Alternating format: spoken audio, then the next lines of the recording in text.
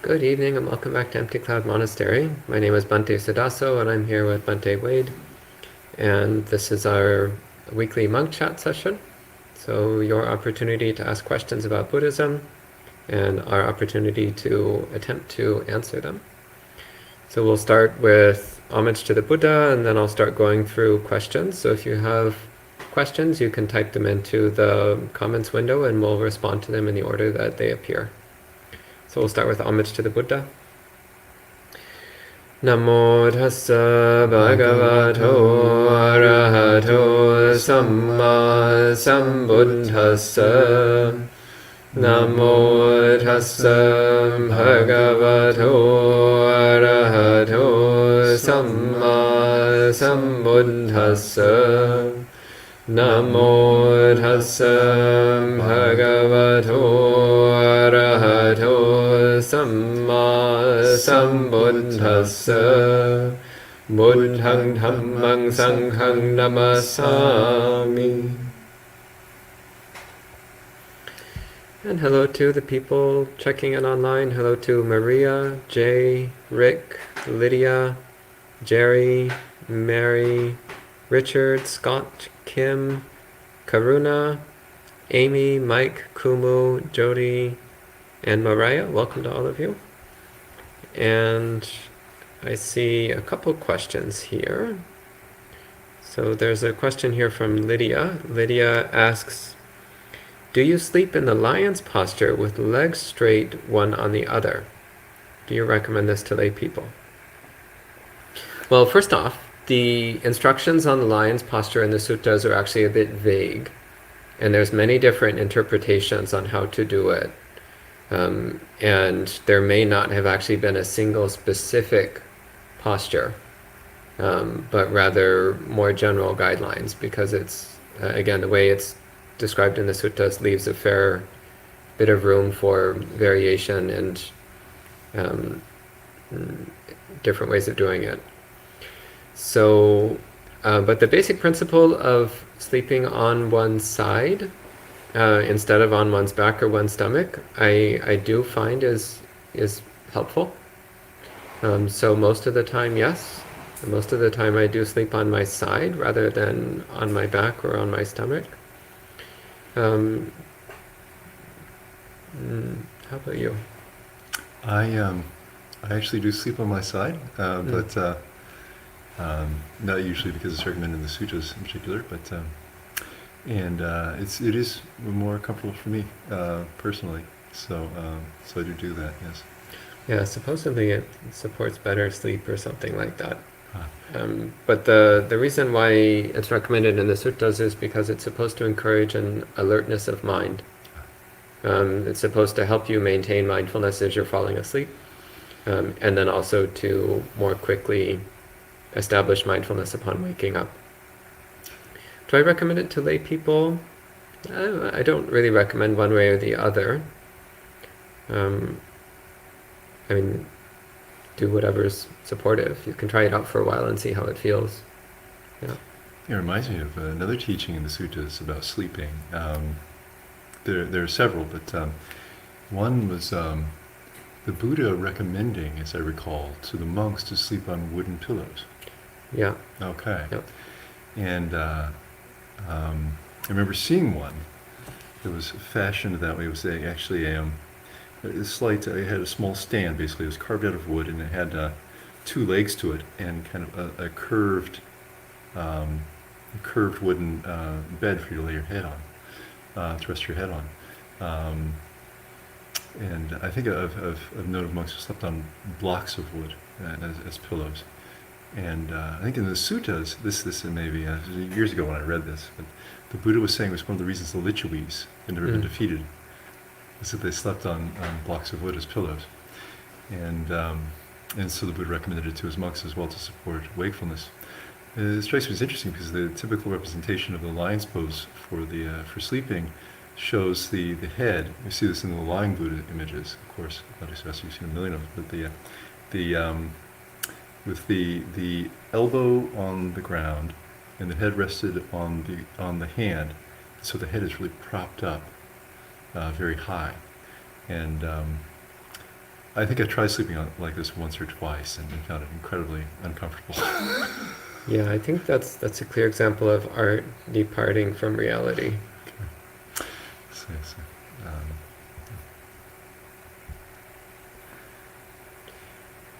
Okay, and Moraya says, is it true that the Buddha never taught meditation to someone who didn't first have right view in the suttas? I asked a monk about meditation, and he said, any type of meditation that promises itself to be right while one is a patujana is intrinsically wrong. Is this claim supported in the suttas? Well, is it true that the Buddha never taught meditation to someone who didn't first have right view in the suttas? Well, first off, Mariah, you need to read the suttas, all of them, cover to cover, at least once in your life, preferably at least twice in your life, because then you will know what's in the suttas and not in the suttas. So this is actually one of the great benefits to reading all of the suttas, is that then you actually know what's in the suttas and what's not in the suttas. Because unfortunately there was a lot of misinformation about Buddhism in the world. There are a lot of fake Buddha quotes. There are a lot of people, especially lay teachers, but also some monks, who will say, oh, the Buddha said such and such, or in the suttas it says this and that, when it actually doesn't say that anywhere in the suttas. Or in the suttas it says something a little bit different, or often quite a bit different. And until you've actually read the suttas for yourself, it's difficult to know for sure what is an accurate representation of the suttas and what is not. So, is it true that the Buddha never taught meditation to someone who didn't have first have right view in the suttas?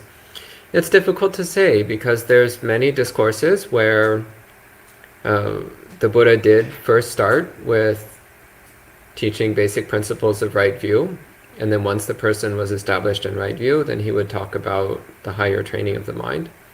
But there's also many suttas where the Buddha is just talking about the training of the mind, and there is not enough information to know whether or not the people he was talking to already were established in right view. So it's quite a strong statement to say that the Buddha absolutely never taught meditation to somebody who didn't already have right view. That's a strong statement, and I don't think it's well supported by the suttas. There are many suttas where that is true, but there are many suttas where that doesn't necessarily appear to be true. So I would not personally condone such a statement. As for the second statement here, any type of meditation that promises itself to be right while one is a patujana is intrinsically wrong. You would have to ask the monk what exactly he meant by that. I mean, that statement is a little bit of a tangled knot, and trying to unravel that knot might just tie me in knots. Because there's several terms in there which I'm not entirely clear what the monk meant when he said them. So I'm not comfortable addressing that particular statement. I would say ask the monk what he meant by that. Any thoughts on this? I think that maybe what I would say is that everyone who's ever attained enlightenment started out as a patujana, and that meditation is intrinsically part of the path to attaining enlightenment. And so in any case, what we do is we do our best, and we keep working at it, and not worry about if we've got it exactly right yet, because only those who are attaining enlightenment actually have got it perfectly right. Yeah, I mean, I would also add that I do agree that right view is an extremely important element of Buddhist training. And there are many places in the suttas where the Buddha directly says as much, where the Buddha really emphasizes the primacy of right view, the importance of right view, as a necessary condition for being able to practice the rest of the Eightfold Path correctly. So without right view, it's very difficult to practice right attitude. One might be doing right speech and right action to some degree because it's basic moral principles, but then things like, again, right attitude, right mindfulness, right concentration, right effort, those are all based upon some understanding of right view. But also starting with a little bit of right view and then practicing the other aspects of the Eightfold Path then tends to support deepening and strengthening one's right view, making one's right view more right and more thorough, which then makes one's practice more effective, which then makes one's right view more right, and so on. So it's, I do personally also emphasize right view a lot. I personally do think that right view is really, really critically important. I've met lots of people who had been meditating for decades without right view and didn't seem to have gotten much of anywhere in all those decades. Kind of like driving a car without GPS and without even any clue where you're trying to go, and you just get in your car and start driving around randomly for 30 years, and then, well, no wonder you didn't get anywhere special, because you're just driving around randomly for 30 years. Well, it's the same. If you don't have right view and you just start practicing meditation, if you're exceptionally lucky, you might develop some good spiritual qualities. But there's a good chance that you'll actually just wander around randomly for years or even decades. So I do think right view is very important. But yeah, I mean, as Bhante Wade was just saying, we all start off as Patujanas. And we start by just trying to practice the path and making lots of mistakes and doing things imperfectly. But as we continue practicing, then we learn from our mistakes and we start getting a bit better at this whole Buddhism thing. And if you stick with it, then you can actually eventually attain awakening. Yeah. Okay, and there's a question here.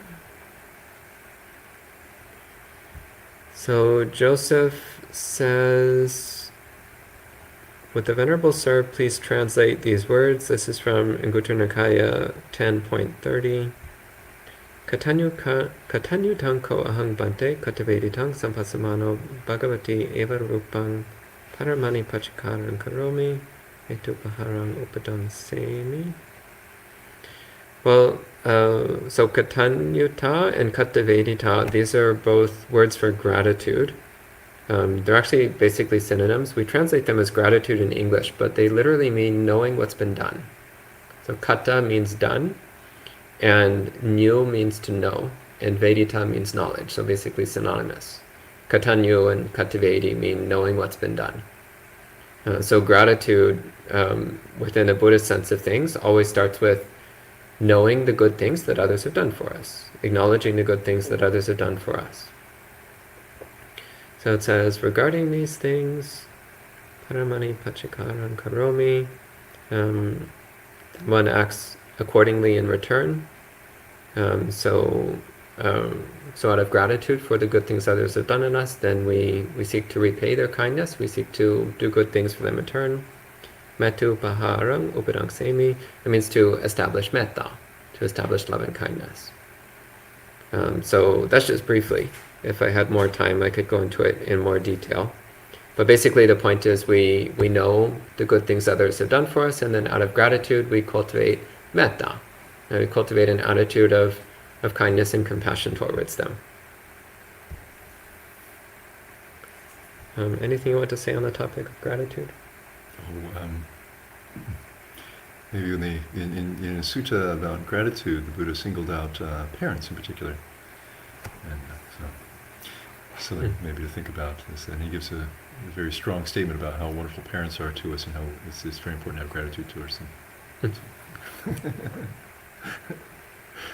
Okay, and Mike says, is there a general order you might recommend a beginner to read the suttas?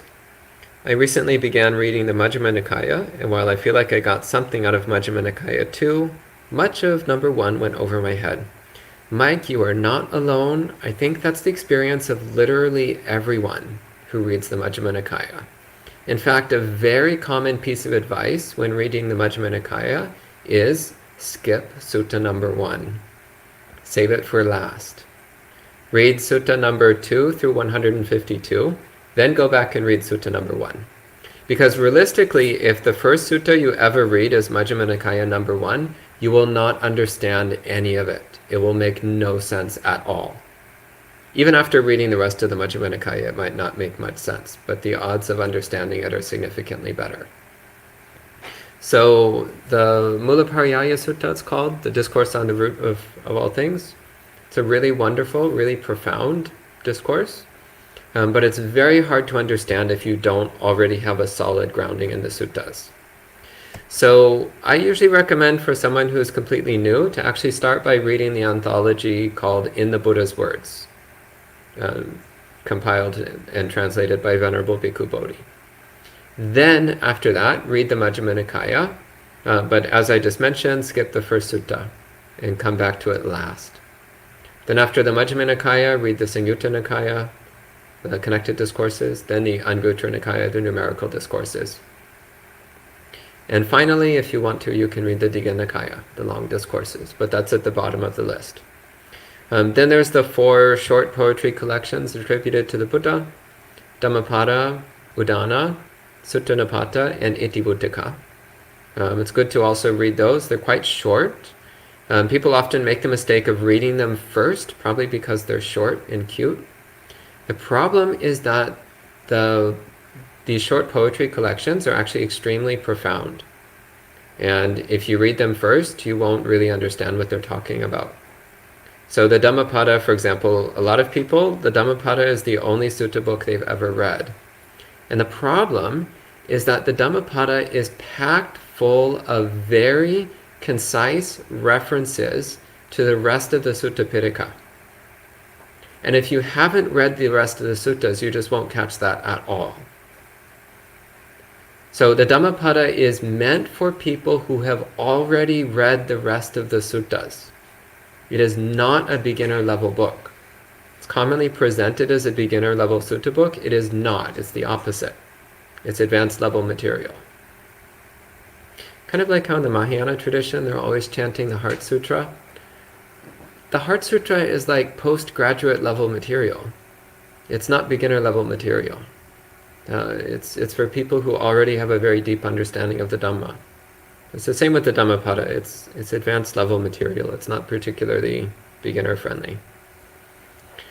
And there's a related question here. Demson says, we know that the Sutta Pitaka was orally rehearsed after the Buddha.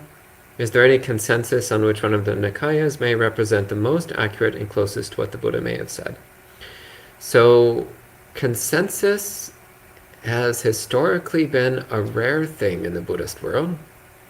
In fact, Buddhist history is basically the history of different groups of monks disagreeing with each other, which is charming.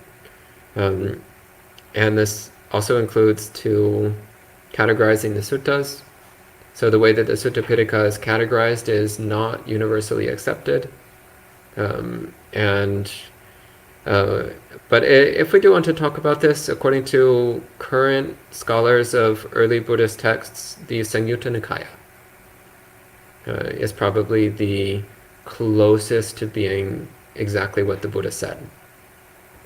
The least likely is the Digha Nikaya. The Digha Nikaya almost certainly contains a large amount of apocryphal information.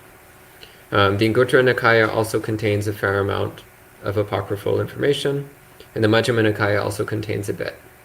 As one becomes more familiar with the suttas, then it becomes easier to spot what's early and what's late. And generally speaking, the Digha Nikaya has more late material. The Samyutta Nikaya has the least of the 4 main Nikayas. So I would say if you had to pick one as being the closest to what the Buddha said, it would be the Samyutta Nikaya. That said, the other sutta collections are still full of really wonderful material, which is clearly sourced from the Buddha. It's just that there does seem to be a higher percentage of later edits in the other Nikayas.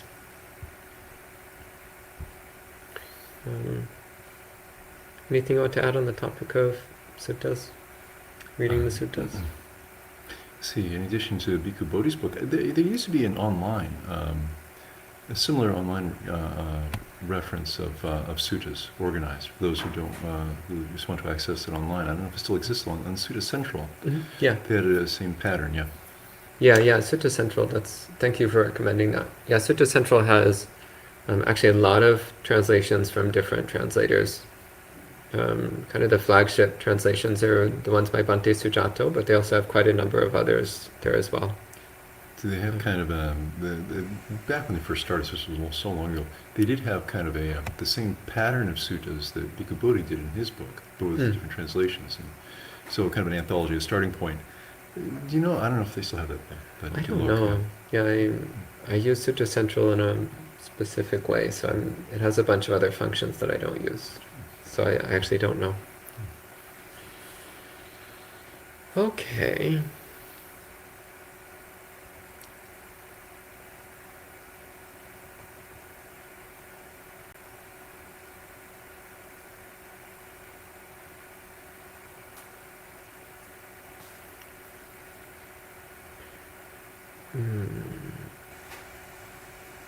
So Joe is asking, is this Pali correct?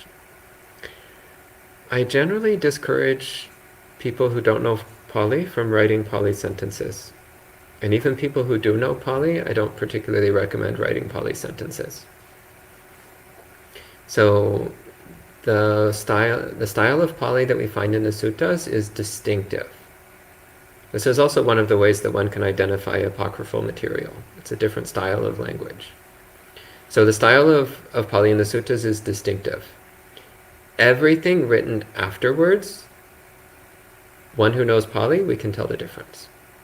It's not the same. So I don't particularly recommend writing new Pali sentences unless you know exactly what you're doing. Okay, and Anna Maria asks, how do you respond with kindness when someone is talking too much and or they're making everything about them? Well, I feel like I'm talking too much this evening, so you should answer this one. Okay.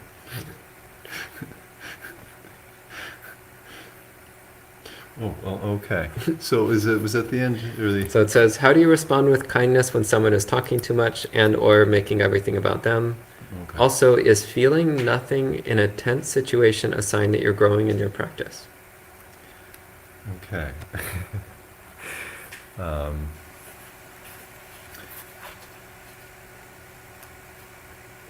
Well, okay, so with the first one, the how to respond with kindness when someone is talking too much and or they're making everything about them is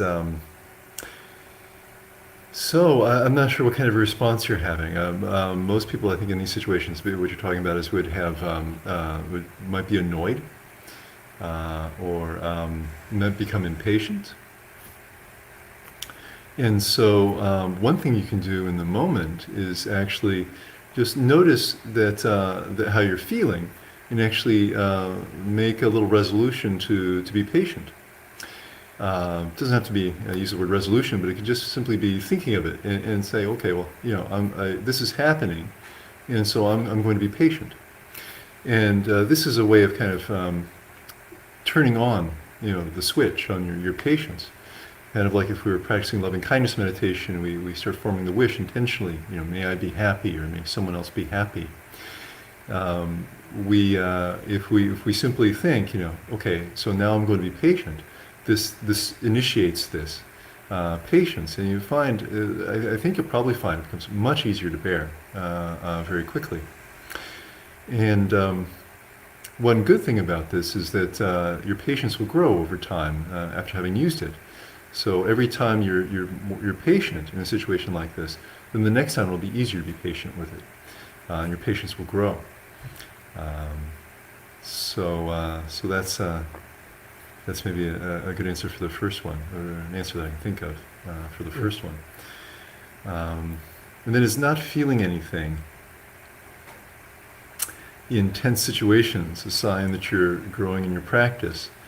And I suppose what you mean is that if you're able to remain calm, you're simply unmoved by it if it's a stressful situation.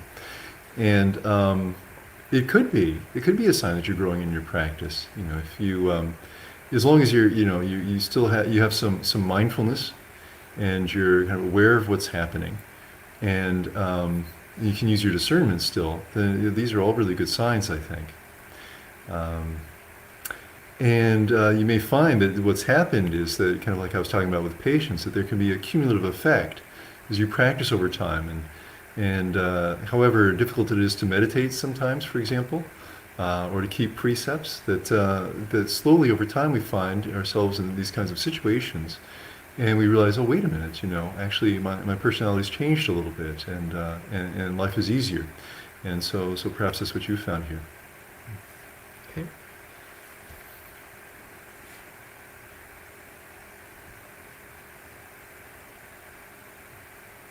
Okay, so Rick says, in Majjhima Nikaya 19, the Buddha states, bhikkhus, whatever a bhikkhu frequently thinks and ponders upon, that will become the inclination of their mind.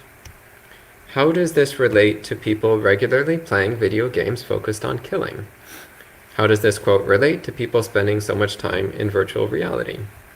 How do these actions in the mind affect their karma?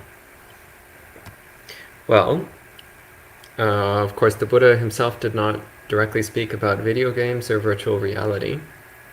So we need to infer the principles of the Dhamma to see how it apply in this case. So first off, I would say that there is an enormous difference between killing someone in real life and playing a game which involves killing. So let's just start with the obvious here. So actually having the intention to kill another person and doing an action which causes their death directly, that's very bad karma.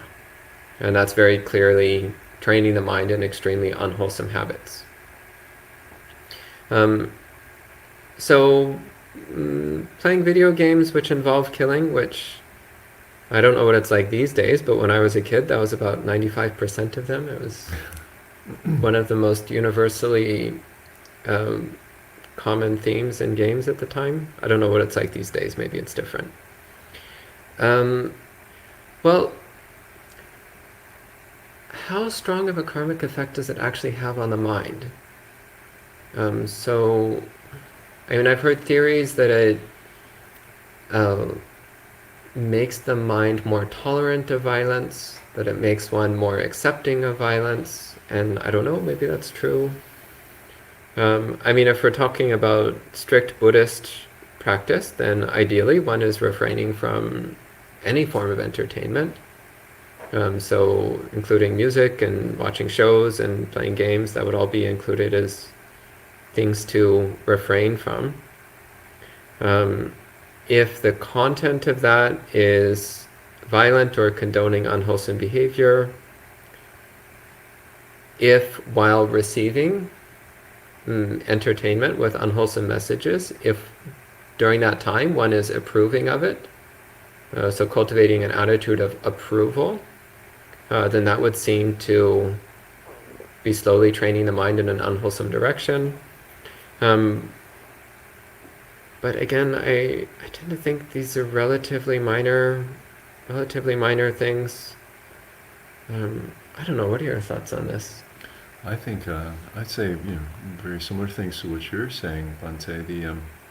I doubt there's any serious karmic effects of playing video games, except just like you're saying, I think kind of training the mind in an unwholesome direction.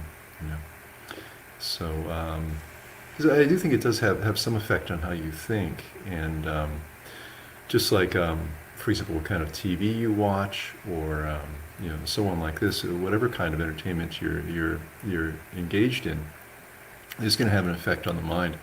We can see this in how the emotions get drawn into entertainment. And so whether we're watching a very sad movie, for example, or a horror film or something like this, we can see that the mind can have very strong emotional reactions to these kinds of things. And I think with video games, even if it isn't as strong, you can see that there are some emotions involved. And then if you pay attention to how you think afterwards, and so on, how have you trained your mind, and how do you look at things, and this goes for anything that you're exposed to, especially frequently. How does it train you to think, and what kinds of things do you notice first in situations, and how do you think about solving problems, and so on. And so I think that's the aspect of it that's important, is how are you training your mind. Yeah, and this is one of the reasons why I really encourage spending some time every day reading suttas, is because it's training the mind to relate to the world in terms of Dhamma, rather than relating to the world in terms of the anti-Dhamma values that pervade pop culture. Okay, and we have a question here from John. So John says, a sutta advises us to call to mind the Buddha, Dhamma, and Sangha on the Uposatha to clean the mind. I tried this, and my mind was not clean. What do I need to understand or fix to practice this properly? What do you think? Okay. Well, it's a question that's kind of, you might say, dear to my heart. I like this kind of question because I used to practice the Uposatha day when I was in lay life, and it's something I often recommend. It says in the suttas that the Uposatha is really integral to the lay path. You have this in the Dhammika Sutta, you have the Sutta Nipata.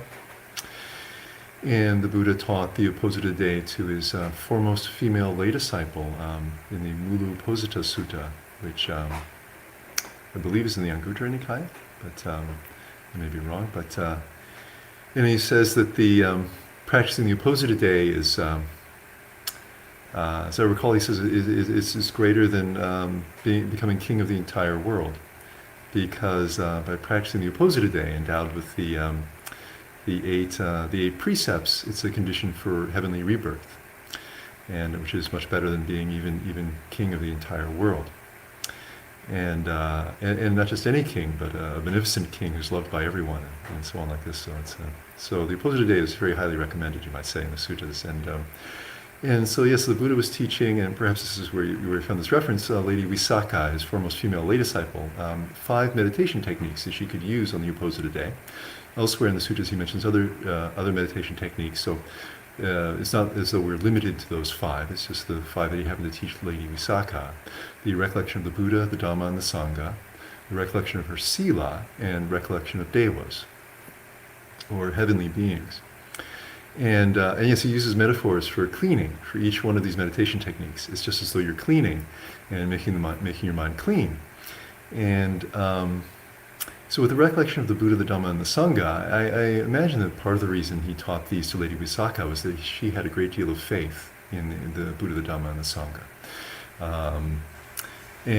So she would find them especially inspiring, and would help her to expel any negative mental states from her mind. And that perhaps may be a reason why, if someone's practicing with this, if they haven't built up enough faith in the Buddha, Dhamma, and Sangha. I don't know about your situation, John, or perhaps not putting enough time into it. Perhaps there could be perhaps other reasons as well, but we don't have to worry about it. What we can do is we can say, well, different meditation techniques are suitable for different people at different times. And if we found a meditation technique that does work well for us, then we can turn to that on the Uposatha day and practice with that, and just get the benefits from that. So, and maybe some days Lady Visakha also practice breath meditation, for example, or loving kindness meditation occasionally as well. So that's what I can offer.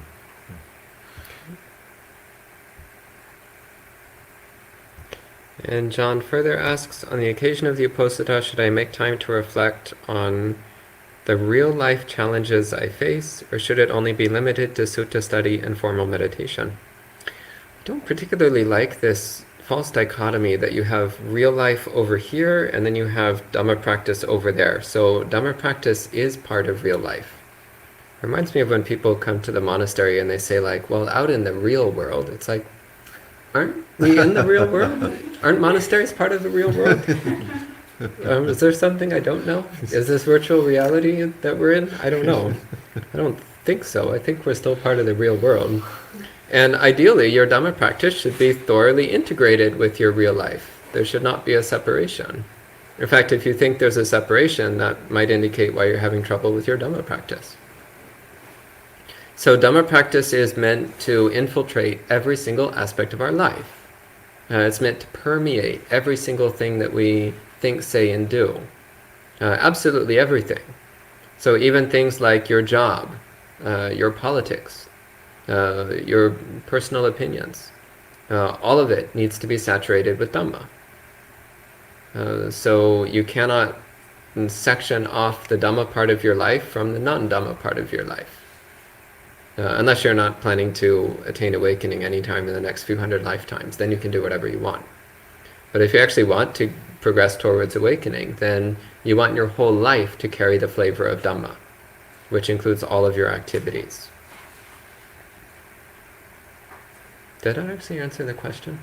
I think so. Okay. Okay. Okay, and James says, could you please expound on the meaning of the line by not holding to fixed views in the Karniya Metta Sutta as translated in the Amaravati chanting book? So one of the tragedies about chanting books is that they very often have quite loose translations. And one of the reasons for this is because when trying to make translations which are nice to chant, there's a struggle between those who want to have very literal, accurate, and precise translations, and those who want to have musical, poetic, rhythmic chanting, things that are fun to chant or that are beautiful to chant. And any given chanting book will usually be somewhat less literal than an actual translation of the sutta. And that's true in this case. So the final line, didnt anupagama silava dasanena sampanno kame suvanaya gedang nahi jatu gavasayam punareti. So didnt anupagama. So anupagama means not going to, or not holding on to would be one way you could say that. Upagama literally means getting close. So anupagama means not getting close.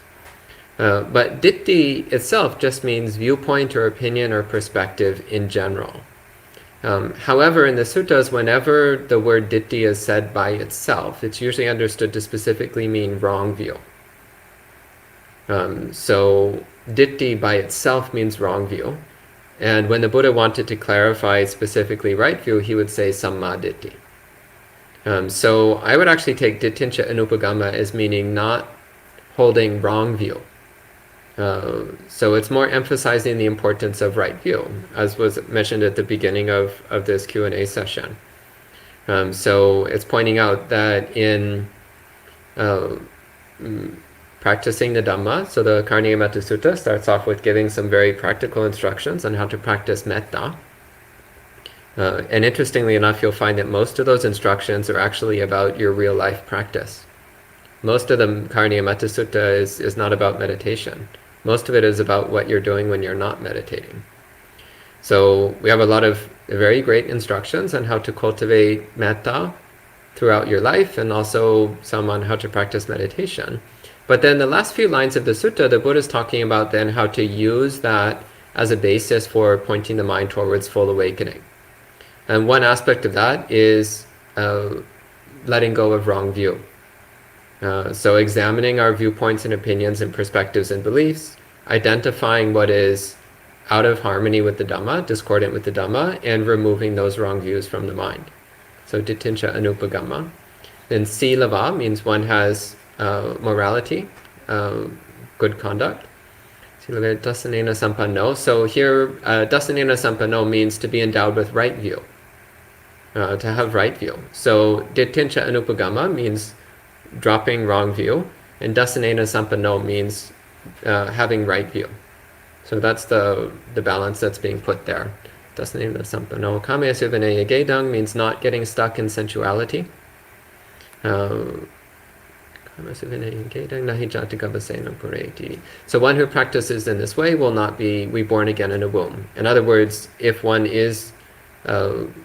doesn't attain full awakening, then one will be a non-returner. So one will be reborn as a deva in the Pure Lands. So the translation, not holding to fixed views, that's pretty bad. to be perfectly honest. It's not a very accurate translation. But it sounds nice when you chant it. So, again, this is the challenge of chanting books. The balance between accuracy and musicality. Okay, and John says, would abiding in nature and feeling coolness in the mind violate the spirit of the seventh precept? In the sense of going out mentally rather than dwelling more inwardly? What do you think? Well, I think it's interesting to pay attention to that because I think it's good to pay attention to that. What's happening there? I think, strictly speaking, it wouldn't be related to the seventh precept. Just because the seventh precept is really about things we would normally consider entertainment or beautification, but I think it's good to notice that what you are talking about is a sensual pleasure there. But if you recognize it and don't get it too caught up in it, it's nothing really serious. And then if you do turn, if you have a chance to appreciate being in nature and the invigorating effects of it and the coolness of it, as you put it, and hopefully also some quiet and some seclusion, some peacefulness. These are all so supportive of practicing in the first place that I think is quite a common feature of forced monastic life also, that we feel very fortunate just to be in such a pleasant situation. That it can be so beneficial for practice as well. And then so if we do have a chance to spend some time in nature and we have this kind of an experience, well then we just recognize it as it is, that actually this is a changing sensory experience, and actually this changing sensory experience cannot be ultimately satisfying. And of course it's not us and ours, and so then we do let it go and go into our contemplative or meditation practices. Yeah. But yeah, I wouldn't say it's against the seventh precept myself. So another question here on the seventh precept. Yongchu says, seventh precept indicates to refrain from singing, dancing, and music, etc. Could you please elaborate on this? I find that listening to soft piano music is really relaxing when I'm not meditating. There are lots of things that are very relaxing, but which nonetheless are in opposition to the Dhamma. So listening to soft piano music, it's not as bad as other things you could be doing, but it is still a violation of the seventh precept. So if one is taking on the 8 precepts, the renunciant precepts, then take them on. If you're going to take on the precept of not using music, well then take it on seriously. For a day, don't listen to any music, not even soft piano music. See how that affects the mind. Notice the craving to listen to music.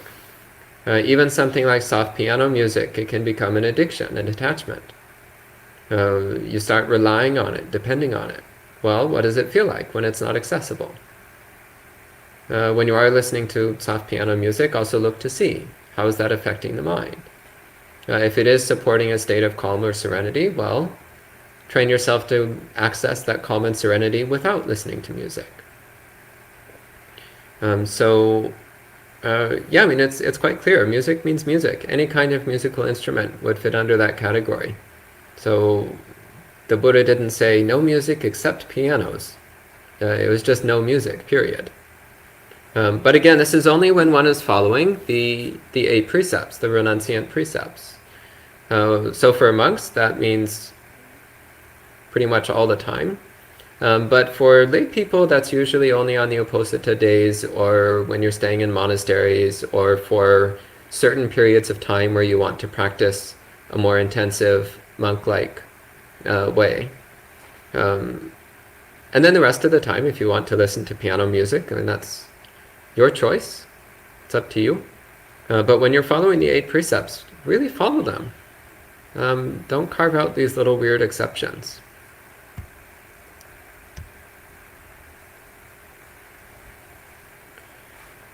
Okay. And Alex, by the way, thank you, Alex, for pointing out the question that we had missed before. Alex says, I think I experience neutral Vedana as absence of feeling tone, What does neutral Vedana feel like to you?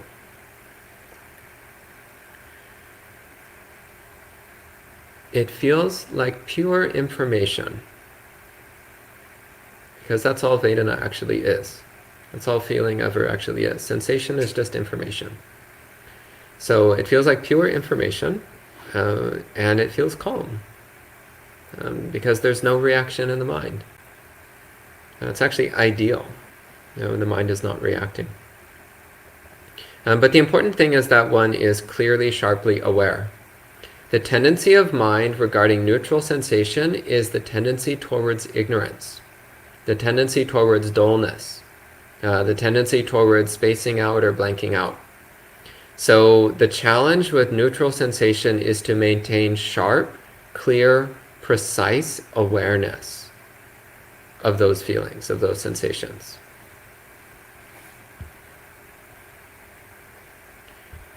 And Mark is saying, have either of you come across the writings of Garab Dorje, founder of Dzogchen Tibetan Buddhism? I have not. Have you? No, I haven't actually, right. Okay. Yeah. That was great. Easy question. Okay, moving on. Alex is saying, I'm reading SM22. I assume that's Samyutta Nikaya 22. There's a long run about the 5 aggregates. It has inspired me to reflect on aggregates outside of sitting practice. Great. And Alex says, I sometimes reflect on this with simple mindfulness, and at other times I notice my mind reflects on memories and circumstances where I get pulled into believing the body is self, for example. I find this helpful because it lets me recognize how often I tend to attach to the aggregates. I'm not certain if this type of reflection is advisable. What do you think?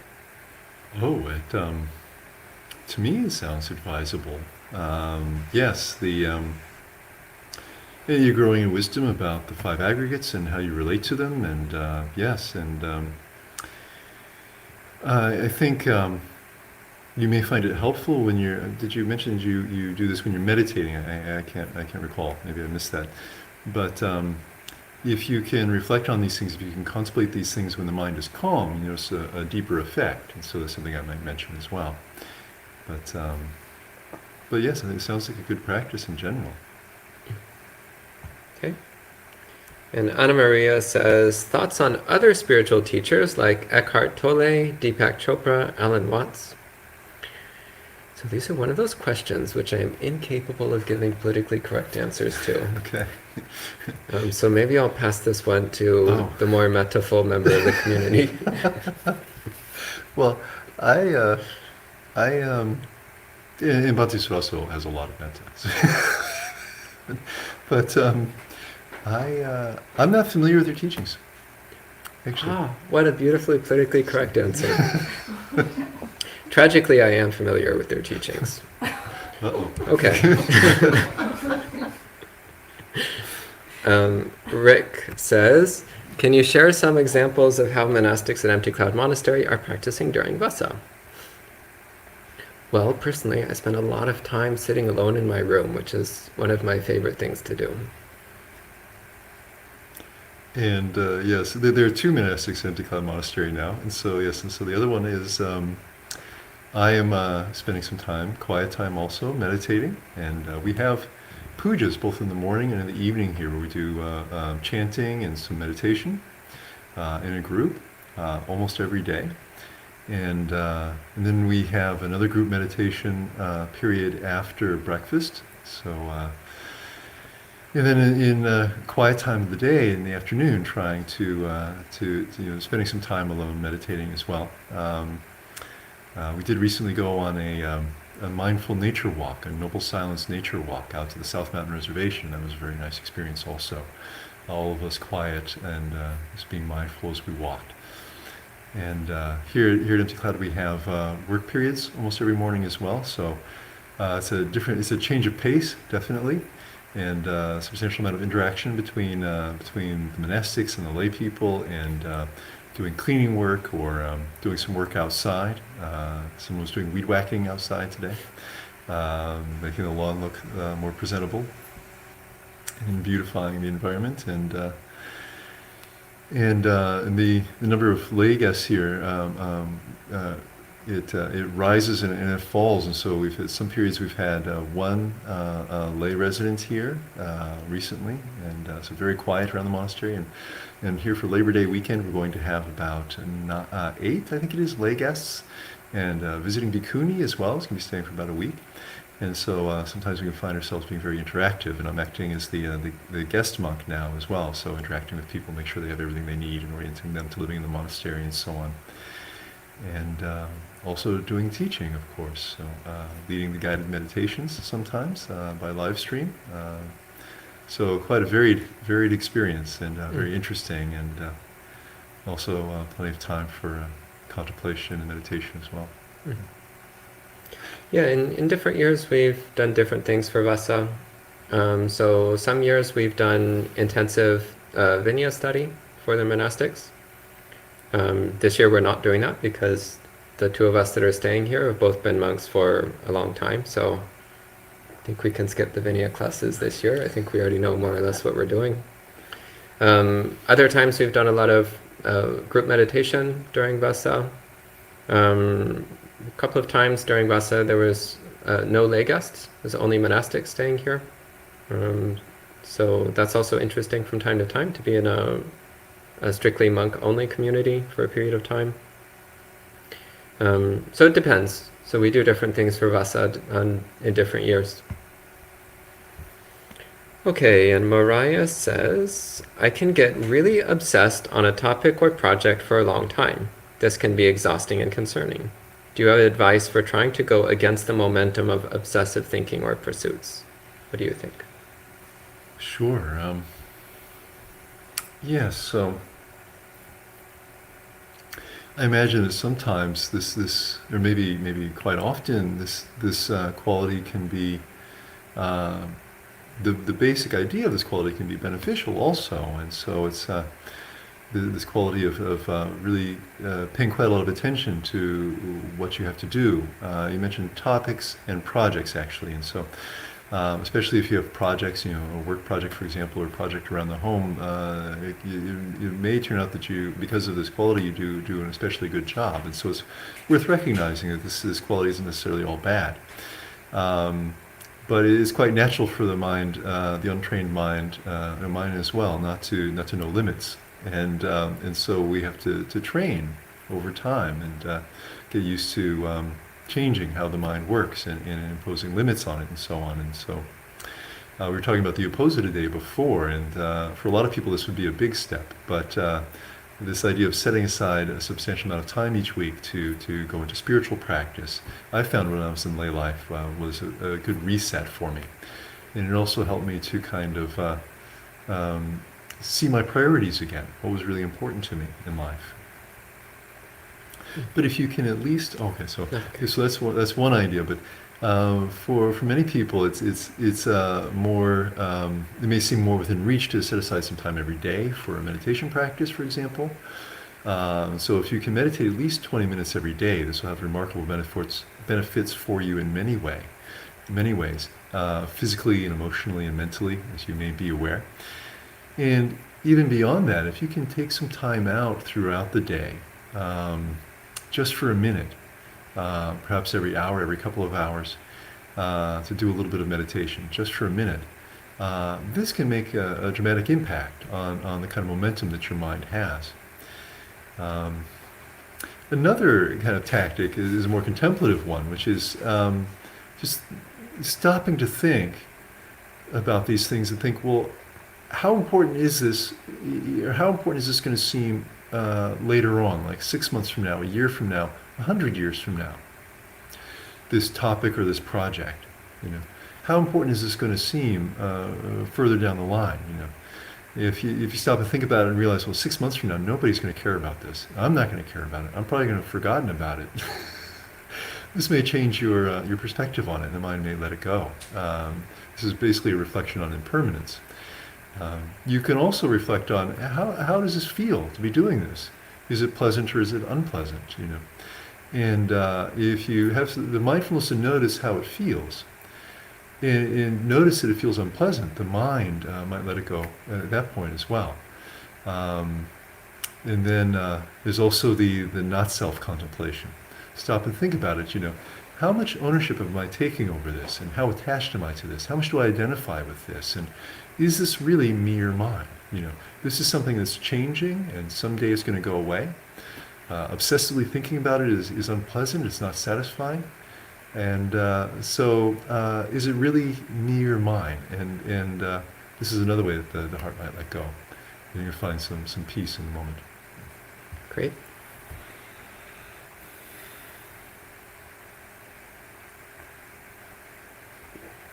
So John says, I will try to observe another Uposatha day soon. Do you have any advice on how to schedule my time? Which activities do you think are most fruitful? Well, what you might consider doing is look online for some monastery schedules, like what's the daily schedule like in some different monasteries, and use that as inspiration to write a schedule for your own day. So set a time when you're going to get up and do some chanting and meditation. Then after that, you can mindfully have a small, simple, silent breakfast. Then after that, maybe do some more meditation, spend a bit of time silently, mindfully cleaning up your space, cleaning your dwelling place, doing some mindful activity, really trying to stay fully present with the sensation of your body and the activity that you're doing. Then silently, mindfully prepare a simple lunch for yourself. Eat lunch mindfully, quietly, take a break, maybe have some rest. Then spend your afternoon reading suttas, chanting, sitting meditation, walking meditation for the rest of the day. So if you make a little schedule for yourself, similar to a monastery schedule, then you might find that really gives a special feel to your day. It really makes the Uposatha really feel like a holy day, a special day. Okay. That's great. Yeah. I'll do this. And Norma says, no self is anatta. What is Buddha's view on self-abandonment? What do you mean by self-abandonment? Do you have any clue what this means? I would only I'd have to guess. I've never heard of it before, yeah. Okay, so Norma, you would need to define the term self-abandonment because we don't know what that means. And that's the last question online. Any questions from the residents here? Go ahead. I think we really talked about idle chatter. Ah. I think the Buddha says somewhere in the Sutras that maybe this was only to monks. We should only talk about Dhamma or be silent. So I'm curious about that piece. And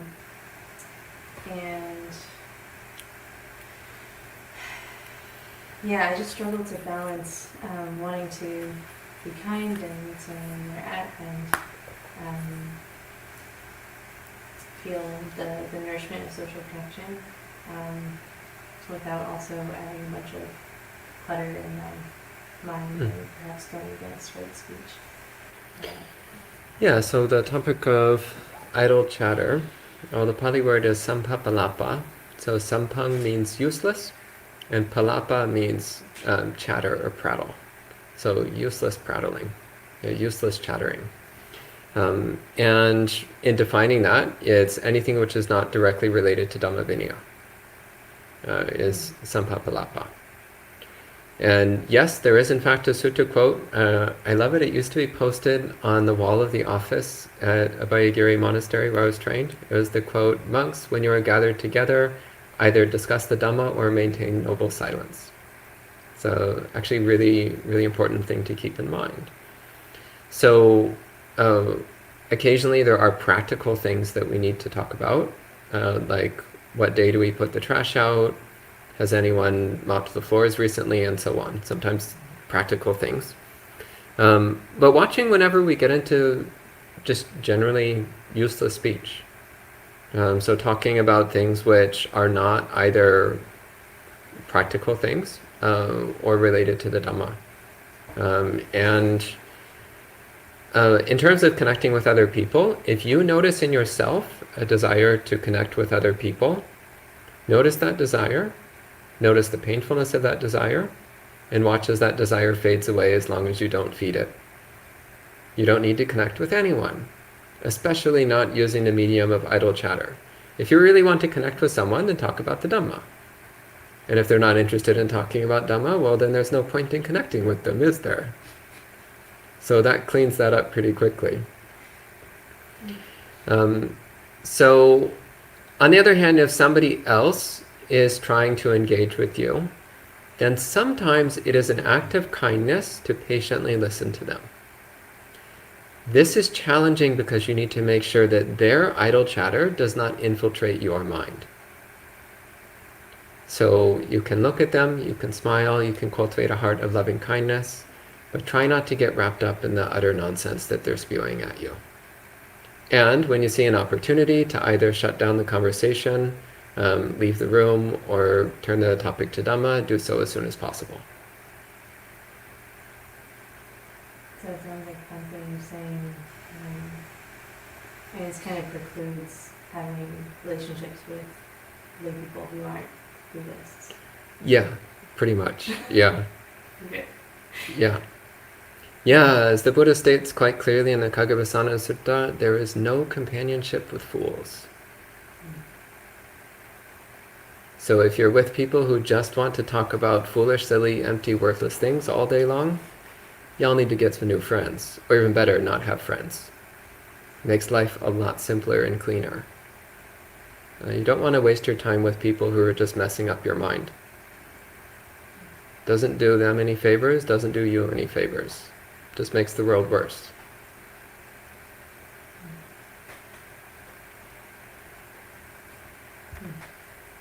Well, I wish I could talk to you Tomorrow. Yeah. Yeah.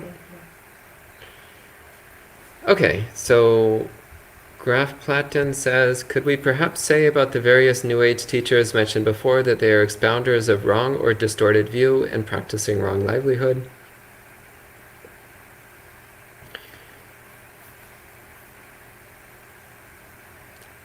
I would just simply say that they're not Buddhist and leave it at that.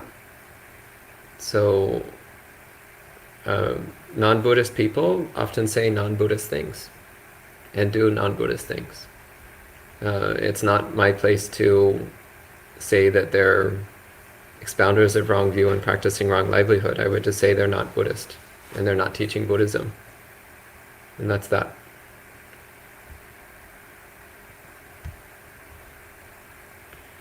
John asks, what is the purpose of fasting and what is the purpose of not laying on high and big seats and beds? Okay, well, they're both renunciant precepts that help us reduce our craving. So if we look at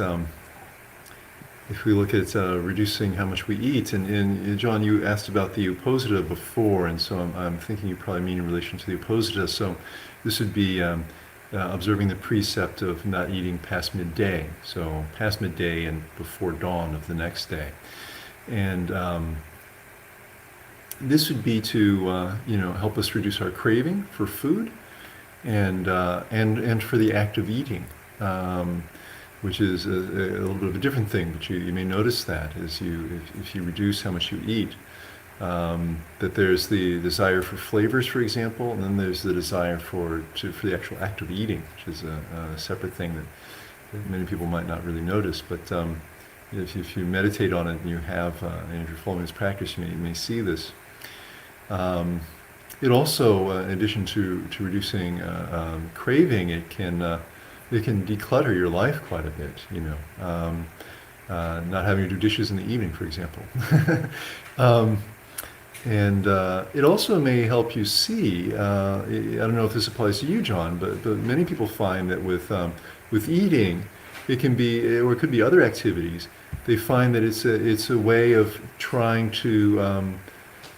I mentioned the craving for eating is a way to be kind of engaged in some kind of an activity, simply to have some kind of stimulation or something like this, or even distraction from other things, from problems in their lives, for example.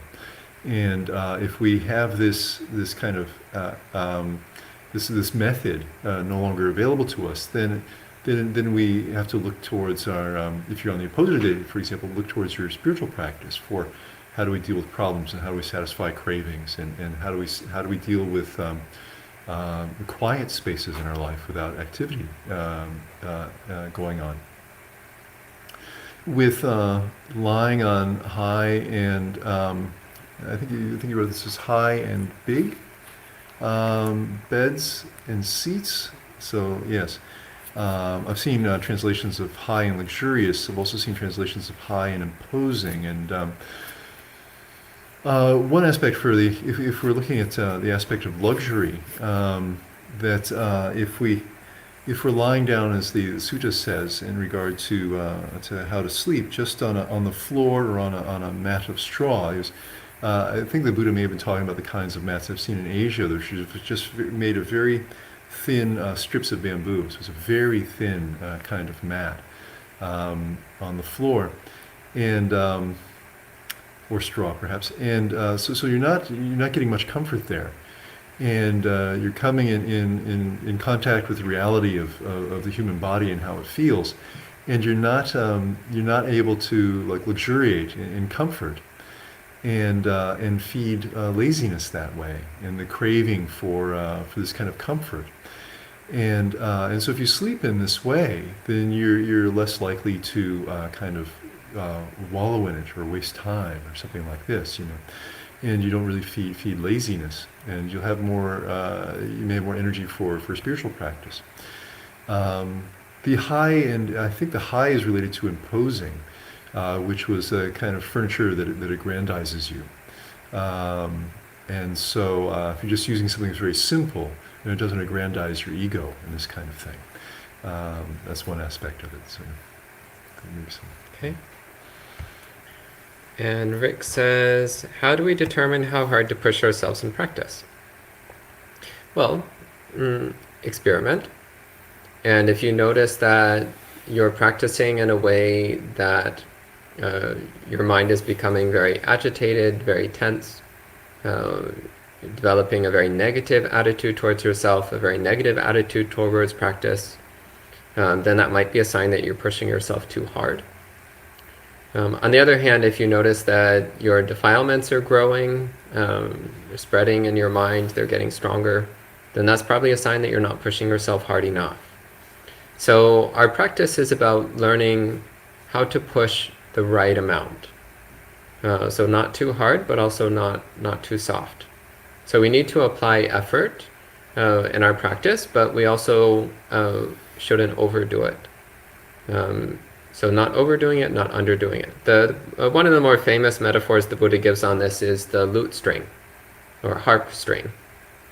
So if the string is too tight, then it doesn't make a good sound, and it might even break. If the string is too loose, well, then it also doesn't make a good sound. It might not make any sound at all, in fact. So in the same way, one needs to carefully adjust the string, making sure it's not too loose and also not too tight. So in the same way with our practice, we need to make our practice not too loose and not too tight. And the way we figure that out is just through experimentation, trying a bit tighter, a bit looser, seeing how it affects the mind.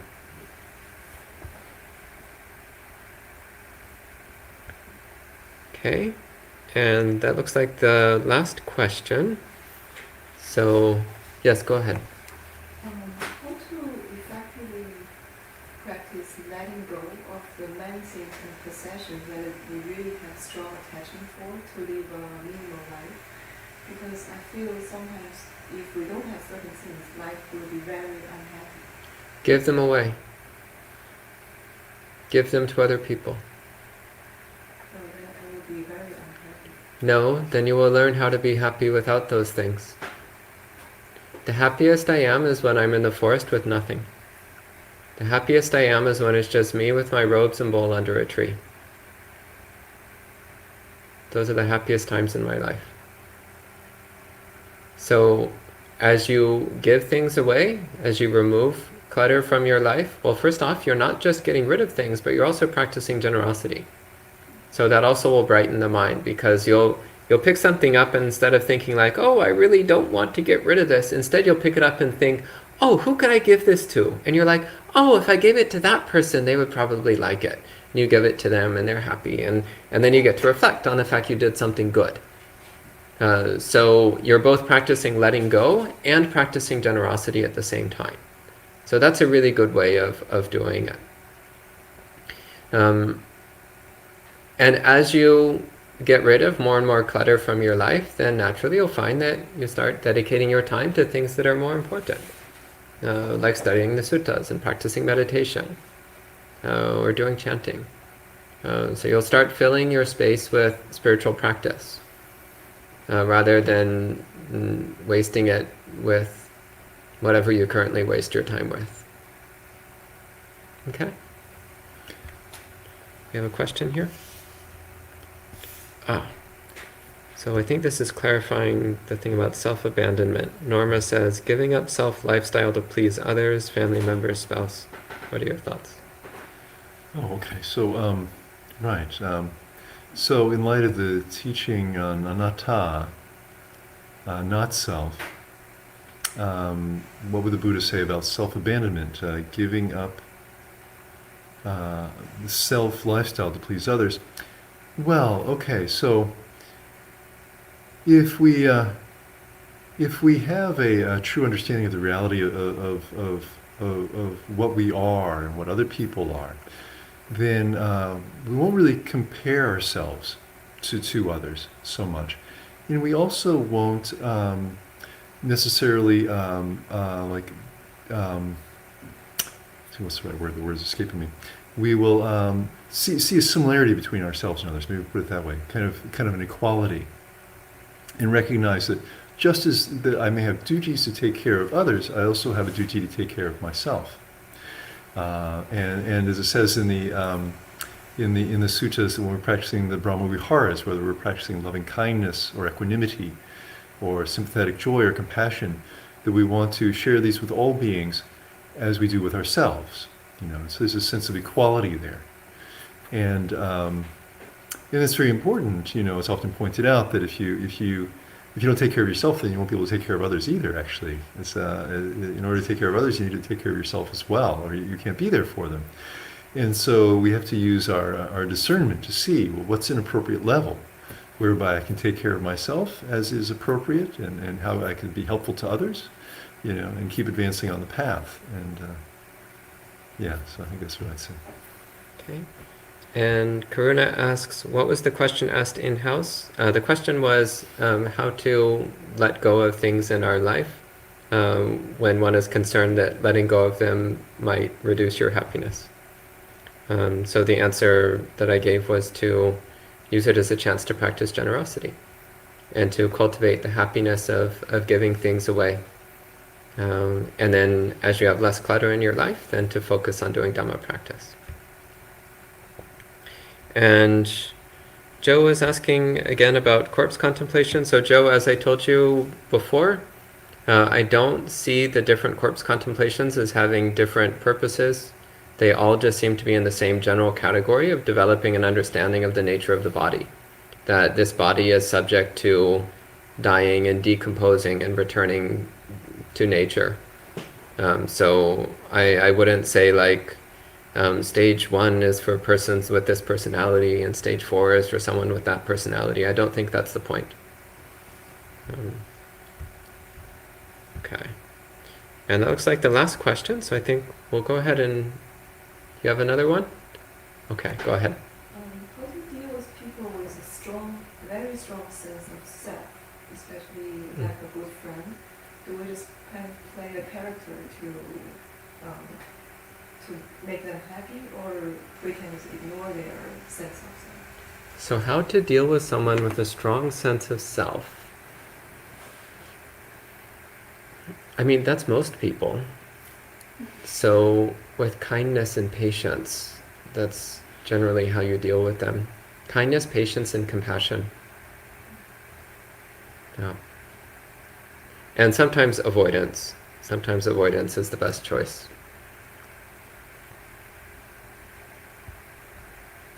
Okay. So I think we'll go ahead and conclude there for the evening. So we'll end the session with 3 sadhus. Sadhu, sadhu. Sadhu, sadhu. And we'll see you all next time.